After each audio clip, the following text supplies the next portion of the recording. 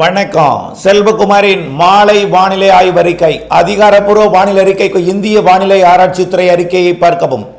2024 August 29 வியாழக்கிழமை மாலை நிலவர ஆய்வறிக்கை. வானிலை அமைப்பு குஜராத்தின் தரைப்பகுதிகளில் தொடர்ந்து நீடித்துக் கொண்டிருக்கிறது. ஆழ்ந்த காற்றழுத்த தாழ்வு மண்டலம் மிக மெல்ல நகர்ந்து நாளை 30ஆம் தேதி அரபிக்கடலில் இறங்குகிறது. அரபிக்கடலில் இறங்கியதும், அதாவது தரையில் இருக்கும் பொழுதே ஆழ்ந்த காற்றழுத்த தாழ்வு மண்டலம் என்றால், கடலில் இறங்கினால் கண்டிப்பாக அது புயலாக மாறும். கடலில் இறங்கி அஸ்னா அஸ்னா என்ற புயலாக உருவெடுத்து ஓமன் வளைகுடா பகுதியை நோக்கி அல்லது ஓமன் வளைகுடாவை ஒட்டியுள்ள ஓமன் நாட்டின் மஸ்கட் பகுதியை நோக்கி பயணிக்கும் என்று எதிர்பார்க்கப்படுகிறது.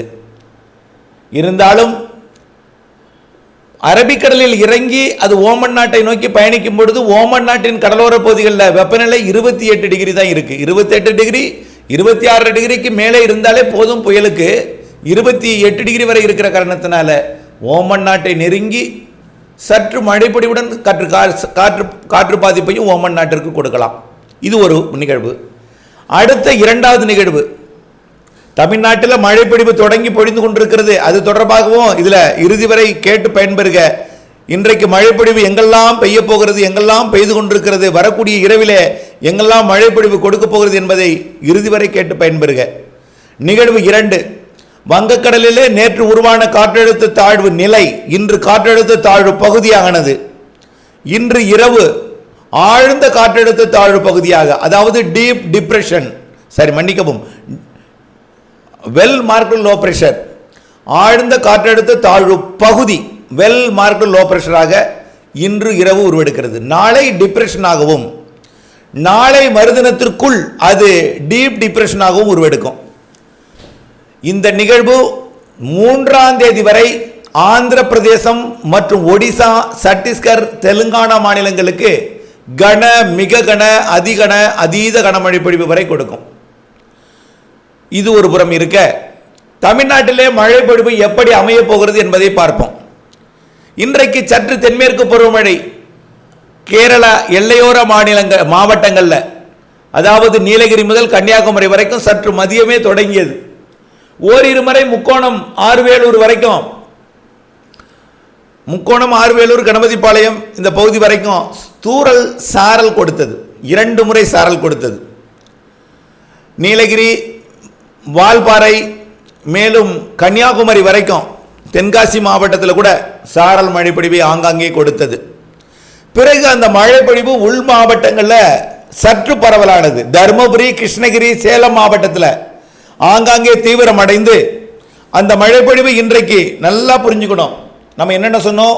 27ஆம் தேதி சென்னைக்கு மழை கொடுப்பதற்கு சாதகம் இருக்கு, வடகடலோரம் என்றோம், கொடுத்தது. மேகமூட்டத்துடன் இருக்கும், அவ்வப்பொழுது தூறல் கொடுக்கும்னு கொடுத்துச்சு.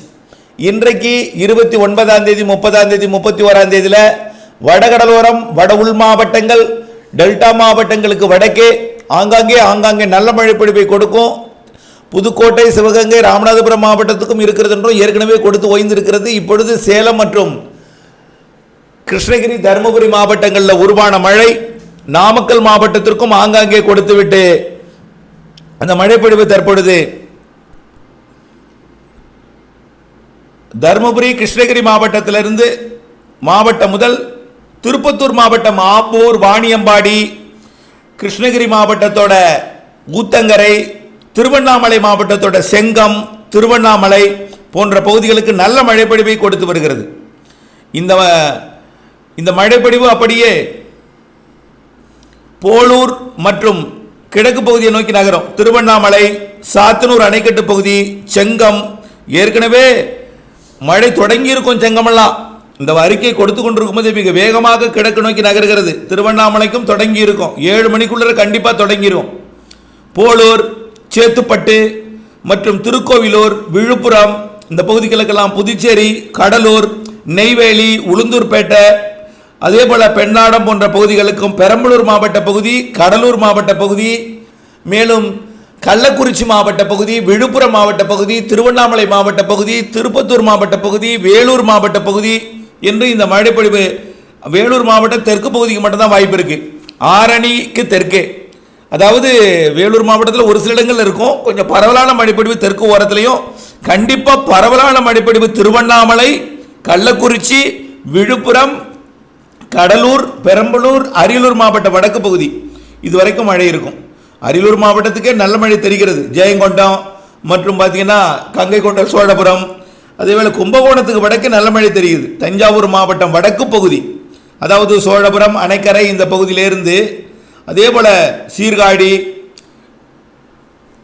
அதாவது மயிலாடுதுறை மாவட்டம், காரைக்காலுக்கு வடக்கேங்க மயிலாடுதுறை மாவட்டம், திருவாரூர் மாவட்டம் வடக்கு பகுதி, அதாவது கொல்லுமாங்குடி, பேரளம் பகுதி, கும்பகோணம் உள்ளிட்ட தஞ்சாவூர் மாவட்ட வடக்கு பகுதி, ஒட்டுமொத்த கடலூர் மாவட்ட பகுதி, கடலூர் கடலோரம் வரைக்கும் பரங்கிப்பேட்டை, சிதம்பரம், பிச்சாவரம், அப்படியே கடலூர், என்டி, ஓட்டி எல்லாமே, முட்டம் போன்ற பகுதி எல்லாமே, காட்டுமன்னார் கோவில் போன்ற பகுதி எல்லாமே நல்ல மழைப்பொழிவு தெரிகிறது.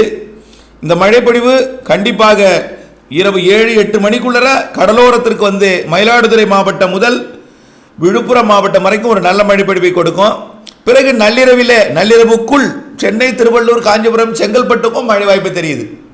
சென்னை, திருவள்ளூர், காஞ்சிபுரம், செங்கல்பட்டுக்கும். ஆனால் கனமழை பொழிவு என்பது கடலூர், மயிலாடுதுறை, விழுப்புரம், புதுச்சேரி, திருவண்ணாமலை, கள்ளக்குறிச்சி, பெரம்பலூர், அரியலூர் இந்த மாவட்டங்களுக்கு தெரியுது. அதே போல் கிருஷ்ணகிரி, தருமபுரி, சேலம் மாவட்டத்தில் கிழக்கு பகுதிக்கு நல்ல மழையே தெரியுது.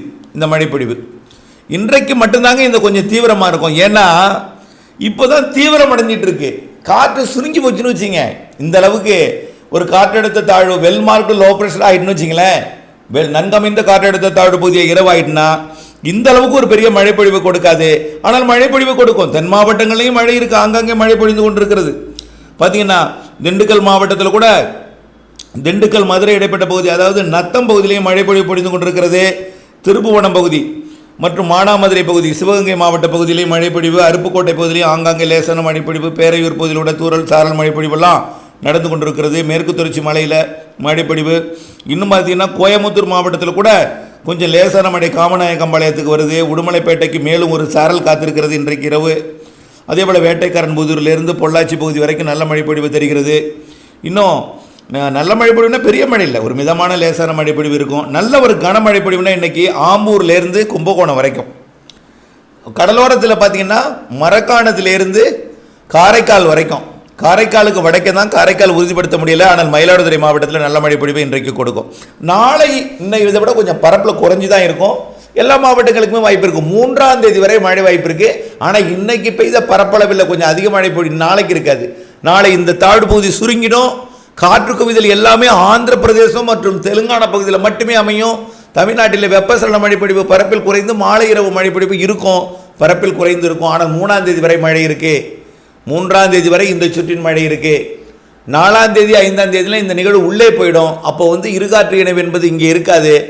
எங்கே இருக்கும்? எல்லாமே மேற்கு தொடர்ச்சி மலையை ஒட்டி கர்நாடகா, கோவா அப்படி வட இந்திய பகுதியை நோக்கி காற்று திரும்பிடும். அதாவது தென்மேற்கில் இருந்து கிழக்கு திசை நோக்கி காற்று போயிடும். அதனால ஒரு தெற்கு காற்று நுழைஞ்சிடும். இதனால ஒரு பெரிய மழை இடையில ஒரு இடைவெளி கொடுக்கும். 4ஆம் தேதியிலிருந்து ஒரு 8ஆம் தேதி வரைக்கும் ஒரு 4 நாள் இடைவெளி கொடுக்கும். ஆனால் 3ஆம் தேதி வரைக்கும் நல்ல மழை இருக்கு. ஒதுக்கி தான் பெய்யும். உங்களுக்கு கண்டிப்பாக பெய்யும்னு சொல்ல முடியாது. இதை நினைத்து நாம் எந்த விவசாயத்தையும் தொடக்க முடியாது. ஆனால் ஒதுக்கி ஆங்காங்கே கனமழை பெய்யும், லேசான மழை பெய்யும், மிதமான மழை பெய்யும், ஒதுக்குதலுடன் கூடிய மழை பெய்யும். இன்றைக்கு மட்டும்தான் கொஞ்சம் கூடுதல் பரப்பில் இருக்கும். நாளை கொஞ்சம் பரப்பில் குறைந்து, நாளை எப்படி இருக்கோ அதேமாதிரி அதே பரப்பில், அதாவது நாளை பாதியாக குறைந்து 3ஆம் தேதி வரை மழை இருக்கும். 4லிருந்து 8 வரை ஒரு இடைவெளி இருக்கும். 8க்கு பிறகு அடுத்த சிஸ்டம் உருவாகுது. அந்த சிஸ்டம் வடக்கு ஆந்திர பிரதேசம் இதே இடத்துல தான் உருவாகும் போல இருக்குது. ஆனால் இப்போ கொஞ்சம் ஸ்ட்ராங்காக இருக்குது. ஆனால் அந்த சிஸ்டம் ஸ்ட்ராங்காக இருக்குமா அப்படிங்கிறது கொஞ்சம் கேள்விக்குறியாக இருக்குது. ஒரு காற்று சுழற்சியாக கூட அமையலாம். ஆனால் ஆந்திர பிரதேசத்தில் ஒரு காற்று சுழற்சி அமைஞ்சால் சூப்பராக இருக்கும். அது கண்டிப்பாக அமையும் புரட்டாசி மாதத்தில். அதாவது 10ஆம் தேதி 12ஆம் தேதிக்கு மேலே 13ஆம் தேதியிலிருந்து கண்டிப்பாக அமையும். செப்டம்பர் 13லிருந்து. அதற்கு பிறகு அக்டோபர் 13 வரைக்கும் ஒரு மாதத்துக்கு வளிமண்டல சுழற்சி மற்றும் தென்மேற்கு பருவமழையை தீவிரப்படுத்தக்கூடிய ஆந்திர பிரதேச நிகழ்வு, தெலுங்கானா வழியாக மகாராஷ்டிரா வழியாக கோவா வழியாக அரபிக்கடலுக்கு பயணக்கூடிய நிகழ்வெல்லாம் இருக்கிறது. நல்ல ஒரு தென்மேற்கு பருவமழையும் நல்ல ஒரு வெப்பச்சலன காற்று சுழற்சி மழையும் புரட்டாசியில் இருக்கிறது. அதனைத் தொடர்ந்து வளிமண்டல சுழற்சி மழை அக்டோபர் 10-13க்கு மேலே வடகிழக்கு பருவமழை தொடங்கும் வரைக்கும் இருக்குது. வடகிழக்கு பருவமழை அக்டோபர் 23, அதிலிருந்து ஜனவரி முதல் வாரம் வரைக்கும் நல்ல மழைப்பொழிவு இருக்குது. நிறைய நிகழ்வு, வலிமையான நிகழ்வு, வலிமையான மழைப்பொழிவு தரக்கூடிய நிகழ்வு இருக்கிறது என்பதையும், மழைப்பொழிவு ++ என்பதையும் கண்டிப்பாக அறிவிக்கிறேன். தொடர்ந்து வானிலை ஆய்விற்கு கூட இணைந்திருந்து திட்டமிட்ட பணி செய்து லாபமடைய அன்போடு கேட்டுக்கொள்கிறேன். வானிலை மாறுதல் அறிவது, துல்லியம் அறிவது, அப்டேட்ஸ் அறிவது மிக மிக முக்கியம் என்பதை புரிந்து கொண்டு அறிந்து இணைந்திருந்து பயன்பெற லாபமடைய கேட்டுக்கொள்கிறேன். நன்றி.